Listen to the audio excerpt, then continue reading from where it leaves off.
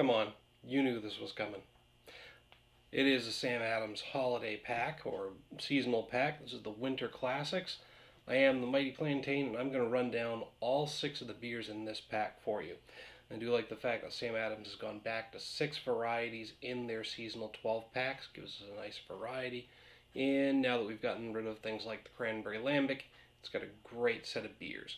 I was a little disappointed. There's no holiday porter in here this year, and I think that's the first time that that's happened in a while. But it looks like we've still got a pretty decent lineup. We've got the Boston Lager, of course. We've got the Winter Lager. Old Fezziwig's still in there. Can't give that one up.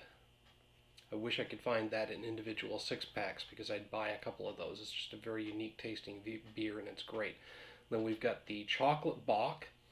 Then we have a ginger beer, and then which is new, and a new Hopflake White IPA. So I think that's actually the order I'm going to drink them in. Boston Lager, this is one of the very few times I would lead off with that beer. The Winter Lager does tend to be a little bit heavier, a little bit spicier than the Boston Lager. Old Fezziwig's got that unique taste, and it is a bit of a heavier beer as well. And the Chocolate Bock, probably the heaviest beer in this pack, but I'm putting it ahead of the Hopflake IPA because IPAs are a little bit bitter. The hoppy bitterness will tend to override your palate and make it less sensitive to other flavors, which is why no matter how dark the last beer in your flight is, you should always put your IPAs after that. And the ginger beer, I'm not sure what to expect from that, but I know that ginger can be a little pungent, which is why I'm going to put it after the Chocolate Bock and before the Hopflake IPA. So hopefully that's not a mistake. Hopefully it doesn't belong before the Bock or somewhere else in the lineup. Hit me up in the comments and email link down below. Let me know if you agree or disagree with that lineup. Boston Lager, Winter Lager, Old Fezziwig, Chocolate Bock, ginger beer, and then the Hopflake IPA. I'll be interested to hear your thoughts on it. But that's that. Without further ado, let's go ahead and get the Boston Lager out. And we'll grab the perfect pint glass for pouring that. Drink most of my beers out of this just because I like the shape and I like the fact that that laser etching gives me a nice cavitation point. You can invest in a set of 4 to 6 different glasses for different beer styles, or you can grab one perfect pint glass that seems really well suited for all beers. It's not necessarily perfect for every beer, but it's very well suited and avoids having to clutter up your cabinet with a ton of glasses.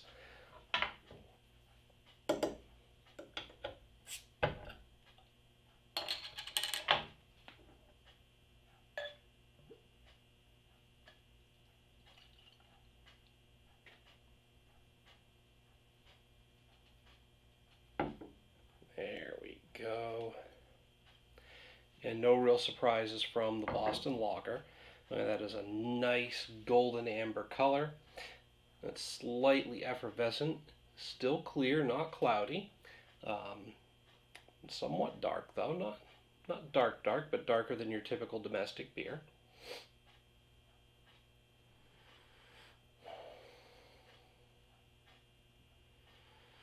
It's got a nice malty and hoppy aroma, and no particular notes coming out of there, but just a very nice beer aroma.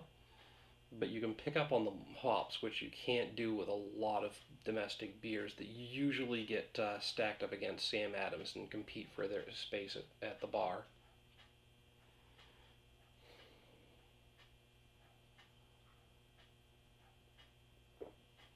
Mmm. Mmm.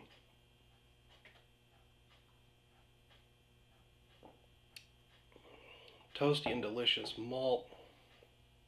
Nice medium light mouthfeel.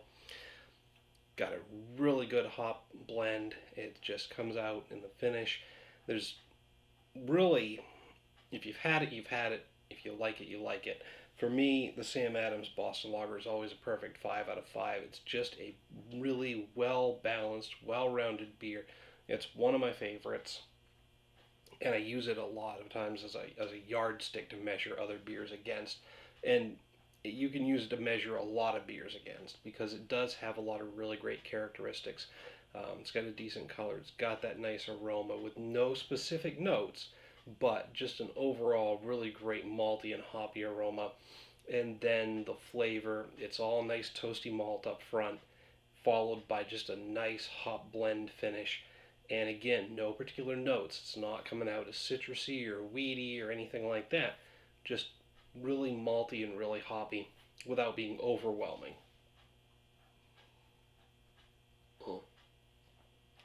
So just a really great beer and a great yardstick. So I'm going to finish it up and then move on to the winter lager. Well, that was delicious, and now it's time for winter lager. The winter lager is brewed with orange peel, cinnamon, and ginger. It's actually another one of my favorites, something I do look forward to every year. Got some nice holiday spices in there, but a very solid lager all on its own.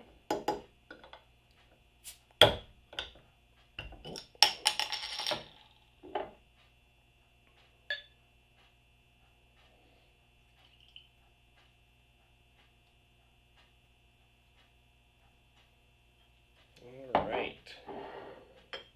Now you will notice it's got a bit of a darker color than the Sammy Boston, and it is a little heavier. It's going to be heavier in mouthfeel. It's going to have that nice warm feeling you're looking for on a nice winter night. Still pretty clear, not very cloudy at all, and slightly effervescent. But yeah, nice dark brown amber color to that one.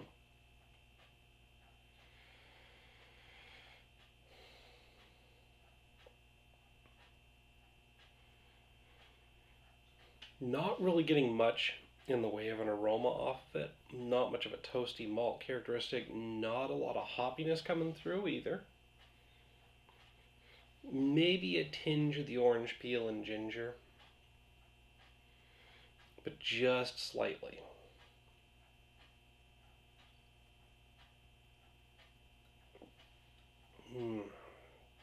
It does have that nice medium mouthfeel.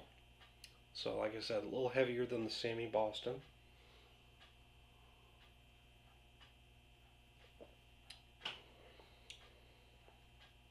Nice and toasty up front. And that hint of citrus from the orange peel. It's orange peel has a bit of a citrusy taste to it, but a hint of bitterness as well. That comes from the peel of the orange. So it's a nice contrast. It's different from a hoppy bitterness. And just maybe a slight hint of the ginger in there. It's also a slightly sweet beer. There's just a very, very small taste of sweetness to it.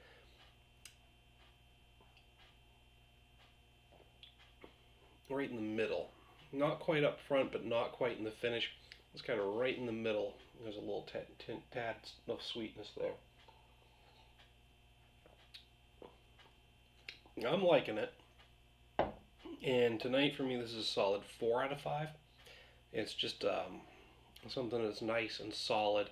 It's not overwhelming in any particular flavor, but it's a really great winter beer. It's got some good solidity to it, and it's got some flavor that reminds you of the holidays. And so I'm going to finish that off and then move on to the next. Alright, so we are up to beer number 3 in this year's Sam Adams Winter Classics, and it is a classic. This is Old Fezziwig Ale. This beer's got a very unique taste, and I really, really hope that it does not go the way of the Holiday Porter and disappear from the Winter Classics, because in some areas it may be available as a standalone in a 6-pack, but around here, nobody stocks it. And this beer is just really great. It's one I look forward to every year, and I will buy the Sam Adams Winter Classics every year just to get my hands on this beer.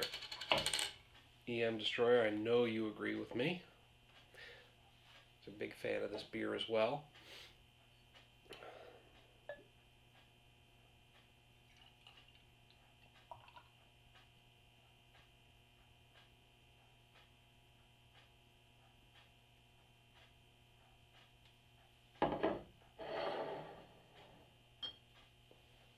Now it's got a darker brown than the Winter Lager. It's almost a coffee brown, I guess I would say. It's a very dark, maybe some hints of reddishness in there. Again, still clear, not cloudy, although dark enough that you can just barely see through it. Not very effervescent.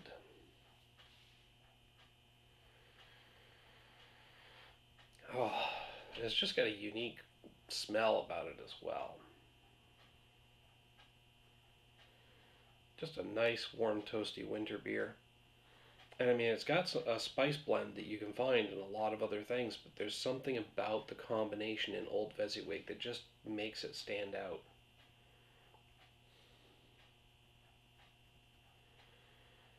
Not really a very strong or distinct aroma. I mean, it is a distinct aroma because you don't find it in any other beer or any other. I can't really relate it to anything. It's subtle, but it's there. But no particular beer notes coming out.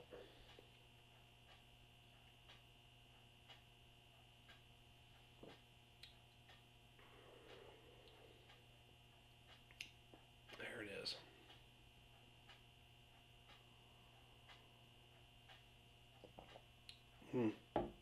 It's got a nice medium mouthfeel. It's a bit toasty, but where it really gets its character is in the finish and in the spice blend. I mean, there's orange peel and ginger in there, um, cinnamon, but just somehow the combination of those three together in this particular beer makes it take on a very different flavor, and it's unlike anything I've found anywhere else.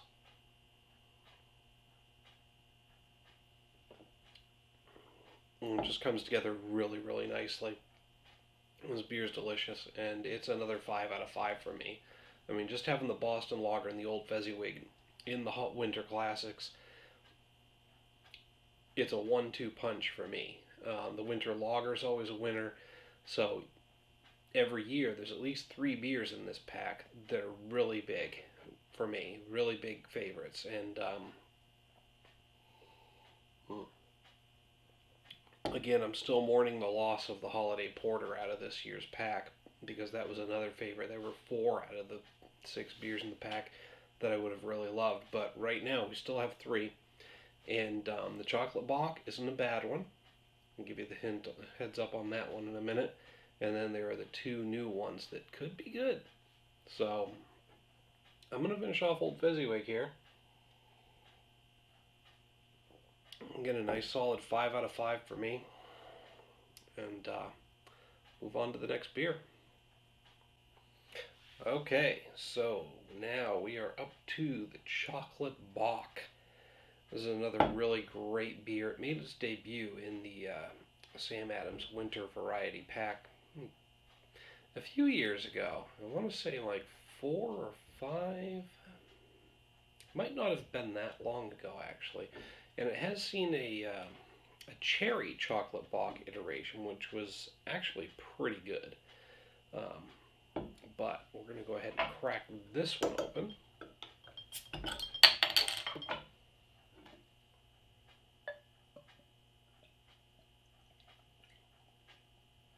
You can tell by the way it pours out that it's just more smooth and delicious. Didn't take too much to put a nice thick head on it. Now that is the first beer out of the pack that you can't see through at all. The chocolate Bock is very dark, somewhat effervescent. There's just a tinge of reddish brown to it where the light comes through. But just a very, very slight tinge. Mostly it's just dark, dark, dark. Very, very brown.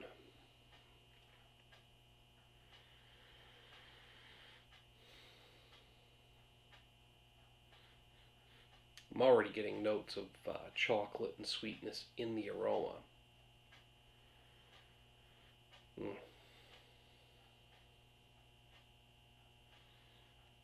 Not much else. Mostly just hints of chocolate and a bit of sweetness, but not really strong overall, but it's definitely there.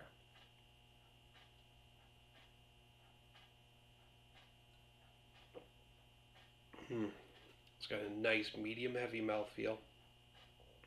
I was going to set it down, but I need another sip.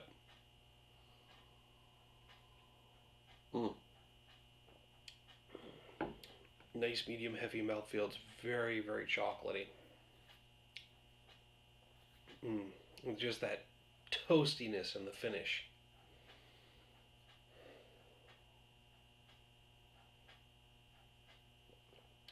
It's not a beer that provides as much of a warming sensation as the Winter Lager or Old Fezziwig. This one just rests and it's nice and solid. It doesn't fill you up, so it's not sitting like a brick in the belly, but it's just kind of sitting right here, nice and heavy, giving you a very comfortable feeling.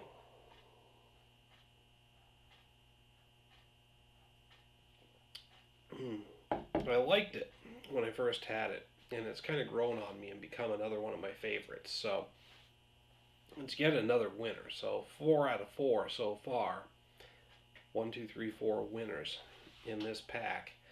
I'm still lamenting the loss of the Holiday Porter. Honestly, I don't think that it was worth giving up to get the chocolate Bock, because I really did like the Holiday Porter and the very different flavor that it had. But if anything was going to edge it out, I think the chocolate Bock would have been my choice.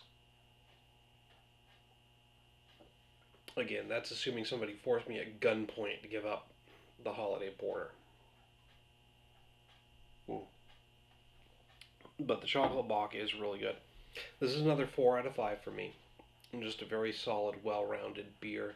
But it's not standing out from other chocolate beers that I've had enough to really push it up past that great beer. It's not into that 4.5 or 5 wow category. It's just really good, really solid, and one of my favorites. So I'm going to go ahead and finish that one off, and we'll move on to the 2 new beers in the pack, the ginger beer and the Hopflake IPA. And hopefully I made the right choice in putting the ginger beer before the Hopflake IPA. We'll find out. Alright, folks. We are up to the first of 2 new beers in the Sam Adams Winter Classics pack this year. This is ginger beer. And I'm really hoping that I positioned this correctly in front of the this Hopflake IPA. Ginger can be pretty pungent, which is why I put it after the chocolate Bock, which is a heavier beer, I'm sure. But I still think that the IPA should come last, because of the fact that the bitterness of an IPA can really overpower your palate and prevent you from picking up on some other subtle tastes there. Now, this is a really effervescent beer. I'm seeing that right off. It's got a nice golden color. Not so effervescent now after the initial pour. Very slightly, actually. Now, we're back to beers that you can actually see through. It is very clear. It is very light, very golden in color. Almost reminds me of a ginger ale in terms of the soda, except ginger ale is a little more bubbly than this.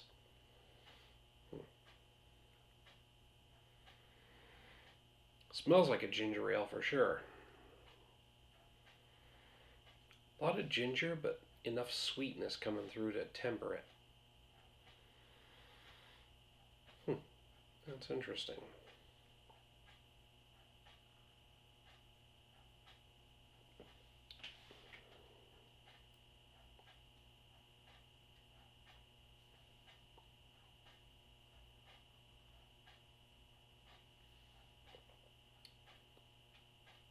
It's got a nice medium mouthfeel, maybe medium light.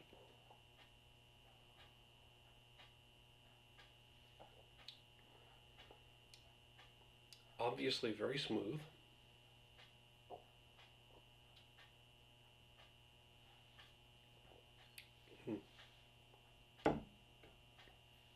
It's got a different taste to it. I think I'm getting used to it. It's not necessarily off-putting, it's just something I'm not used to having so hot, so forward in the beer.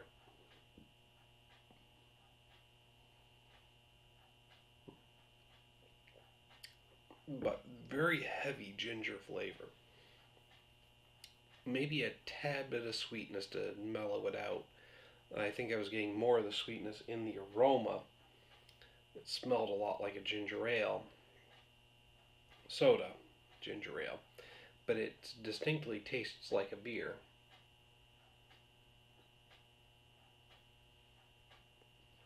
With a lot of ginger in it. It's not overpoweringly pungent, but the ginger is definitely there.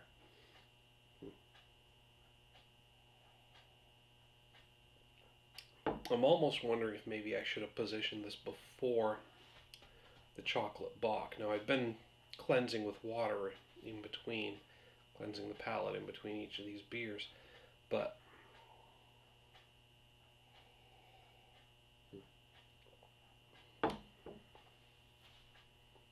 it's definitely different. It's a nice medium mouthfeel beer. It's got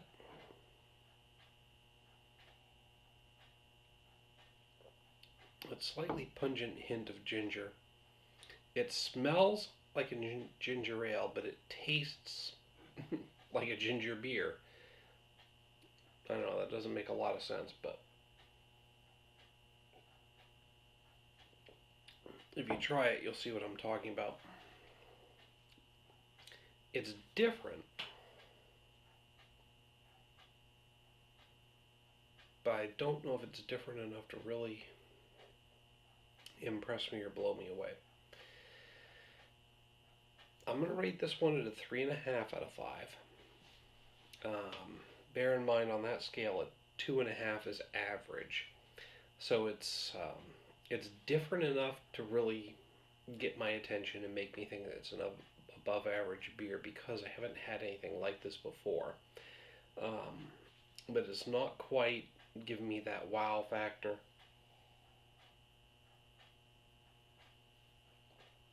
Or really, really impressing me with how different it is. So right now it's sitting at a 3.5 out of 5. Now, as this beer grows on me, that may change. I've said it before and I'll say it again. Everybody's tastes are different and they are subject to change. So,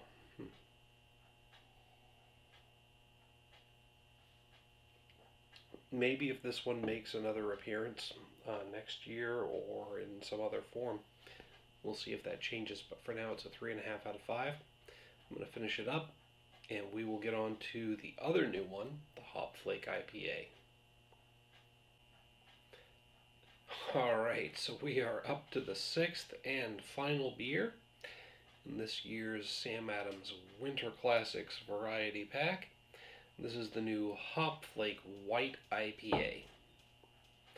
So, the real question here, in my mind, is whether or not the Hopflake White IPA belongs behind the ginger beer in the lineup of tasting.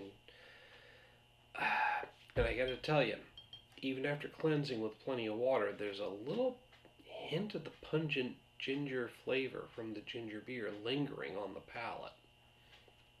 And I've drank at least 8, maybe 10 ounces of water in between. So it's pretty strong and lingering.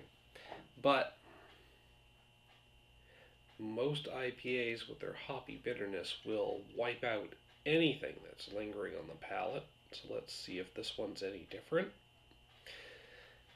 Now, as I was pouring it out, it almost looked like it had a rosy tinge to it. And maybe that's very vaguely coming through. It is just a slight hint of pinkishness to it. I don't know where that's coming from. Maybe it's just my imagination, but this is actually the first beer in this entire set that's been cloudy at all. It's got quite a bit of cloudiness to it. I'm wiping the condensation off the glass just to make sure that what I'm seeing is actually true cloudiness in the beer and not condensation instead. Slightly cloudy, a fairly light golden color to it. Somewhat effervescent. I'm seeing a few bubbles coming up through.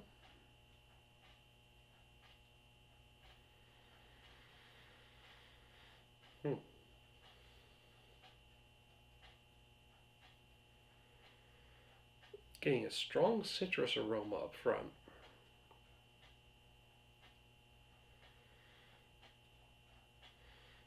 A strong citrus that's fading to a more overpowering pine aroma.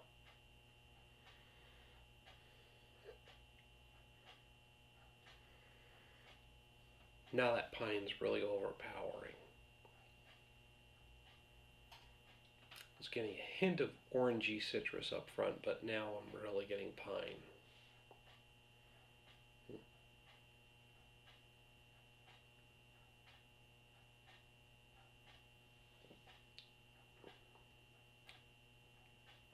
Got a nice medium mouthfeel to it.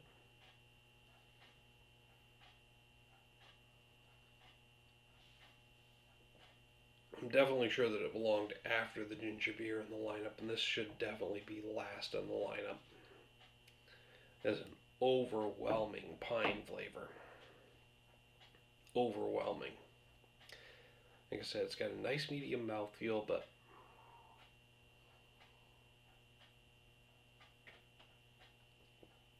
extremely piney hoppiness.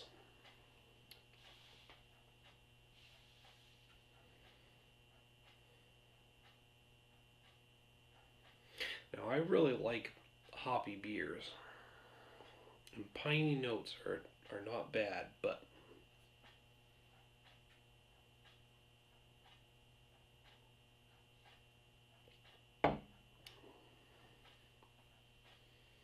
this one's kind of slapping me in the face with how piney it is.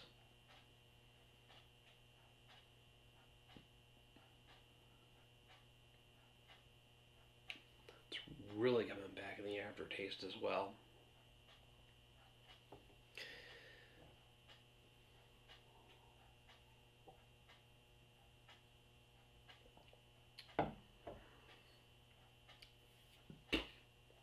Pardon.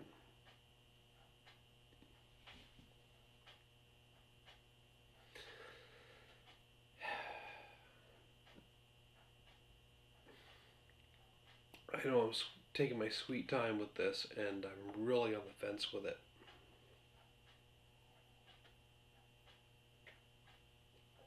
That's kind of why I'm hesitant here. It's got a really medium mouthfeel, but it's, you know, I almost said pine when I talked about the mouthfeel. This is just overwhelmingly piney. It's not off-putting or unpleasant for me. It's just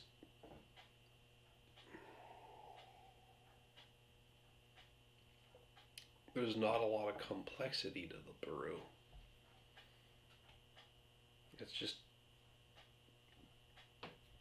start to finish pure pininess. I was getting a little bit of orangey, citrusy aroma up front, but it quickly faded to an overwhelming piney aroma. And honestly, in the taste, that's all I'm getting. Definitely belonged behind the ginger here in terms of the lineup, because this is just wrecking the palate with how piney it is. I typically like the overwhelmingly hoppy beers, but I like them to have a little more complexity than this too.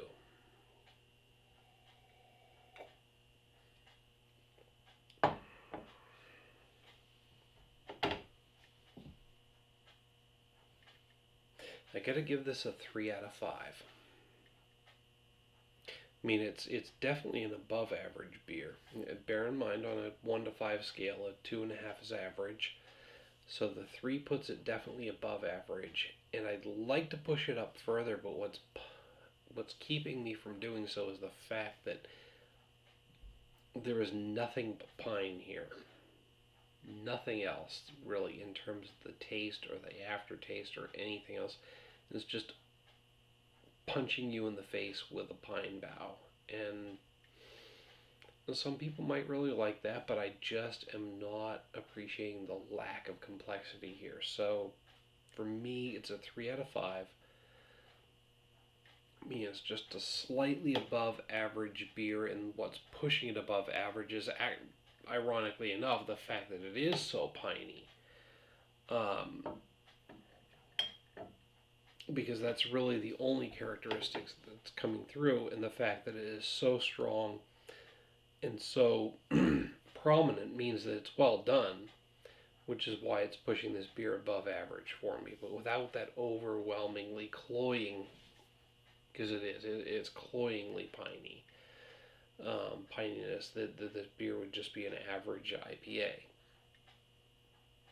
So, if pine's your thing, definitely grab a 6-pack of this. I'm sure that's going to be available separately as a 6-pack. All the new beers from Sam Adams usually are. You know, either way, definitely a solid 12-pack. I mean, the Sam Adams seasonal packs are always really good. And this one we've got 2 5s, 2 4s, I think I hit the ginger beer with a 3.5. I'd have to go back and look. And then a 3. So, not a single beer that's average or below.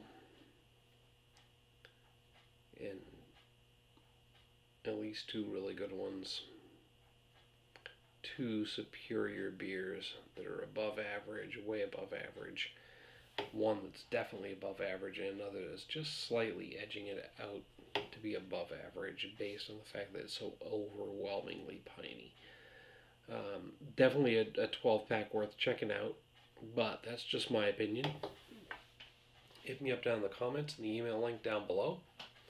Want to know what you think about any one of these 6 beers individually or all 6 of them taken together. Let me know if you agree or disagree on my assessment. I'd love to hear it. Also, hit me up and let me know if you think I lined them up correctly. I'd like to hear back from you on that as well. If you enjoyed this video, make sure to hit me up with a like and a share down below there. And if you click on that little subscribe button, you'll get a notification every time I post a new video. So definitely subscribe, because I need the subscribers. I've got 94 so far as of the taping of this video. I want more though, because I crave your attention. It feeds my ego. Till next time, folks. Thanks for tuning in. Cheers.